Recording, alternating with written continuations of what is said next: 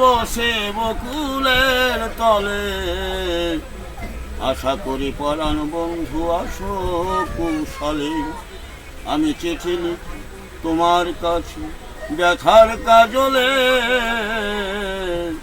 আশা করি পরাণ বন্ধু আসো কুশলে। ভুলে যাওয়া পথটি ধরে ভুল করে গেছে, পারো যদি দেখা করো দিবসের শেষে। বন্ধু